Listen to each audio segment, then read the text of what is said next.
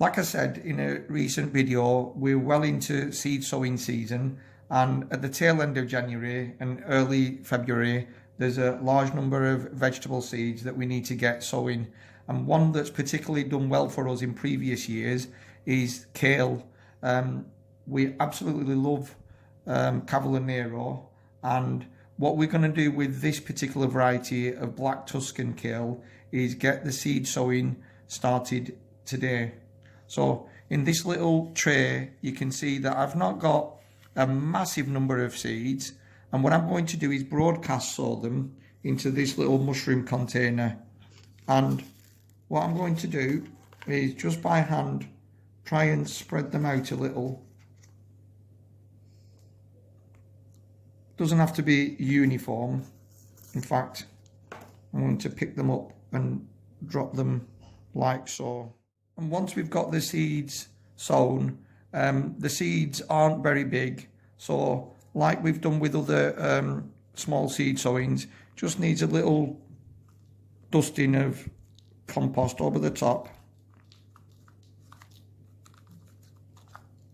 And I'll just clean the edges a little bit. I'm going to spray this just to keep the new soil, the compost that I've added at the top, damp. Put a label on.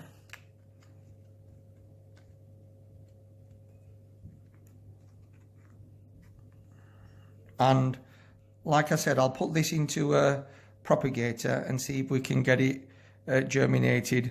Once the seedlings are germinated and they show true leaves forming, I'll prick them out and put them in their final position, probably in one of the raised beds on the allotment.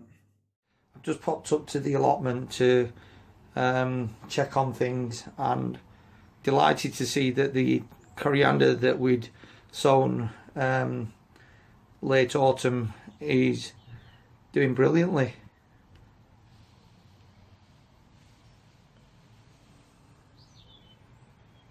So it's always nice to see that something that you sow or plant with the hope of just seeing how it gets on meets your expectations.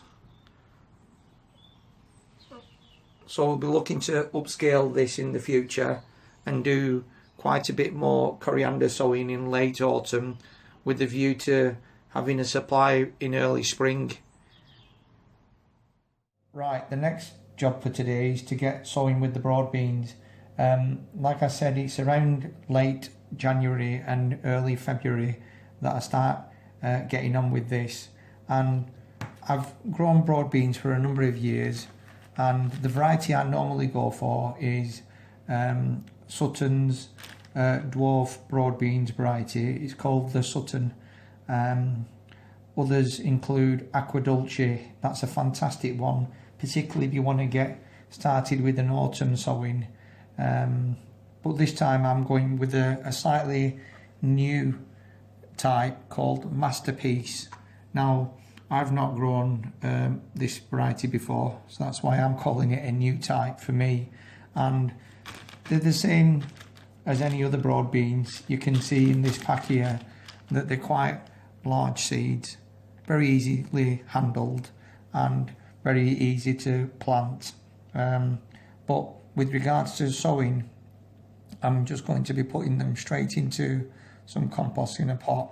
And you'll have seen in other episodes that I've done over the years that you can sow these directly in the ground or get them started indoors if the weather's particularly grim outside, and it has been for a while. Then get them started in some pots. You can use most types of pots.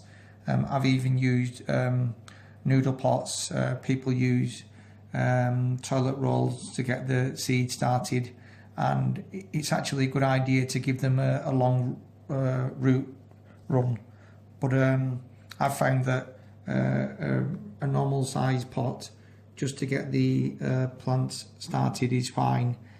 I'll be looking to plant them out in their final position late February, early March. I thought I'd also take this opportunity in this early February update to show you where we've got to with the overwintering of our chilies. Now I've got 2 of these chili stems that have shown that they've survived the winter. You can see here there are tiny little leaves that are just showing now, and that's a good sign. Not all the chilies that I've tried to overwinter have made it, but this particular variety, this black chili that I showed quite extensively on the channel in the last growing season, was one that I particularly wanted to see if I can overwinter. And the main reason for it was that it's stunning to look at with beautiful purple flowers, and most importantly it's got a fantastic taste, and it's the reason why we're growing our own. It's for the eating. So that's where we're up to with the overwintering chilies, and this is just one of the specimens. I'm hoping that as the light levels are increasing, we're going to get a larger profusion of leaves showing through. So pretty pleased with that. And just over here, it's looking a little bit sorry, but in actual fact, given that it's come through the winter, this is one of the puppies, the banana pups that I propagated from an existing banana, and I'm really satisfied. It's shown that you can propagate and keep bananas indoors here in the north of England. And I have shown in a previous episode how I went about transplanting the banana pups, so do go back and check that out. But anyway, that's a quick little update on where we're at in early February. As always, we're glad that you've joined us, and if you've enjoyed what you've seen, hit the like button. Incidentally, a number of you are probably missing these uploads when I'm uploading them, so do hit the bell, because that'll give you notifications when we release these videos. So thanks for joining us again today, and take care. Bye.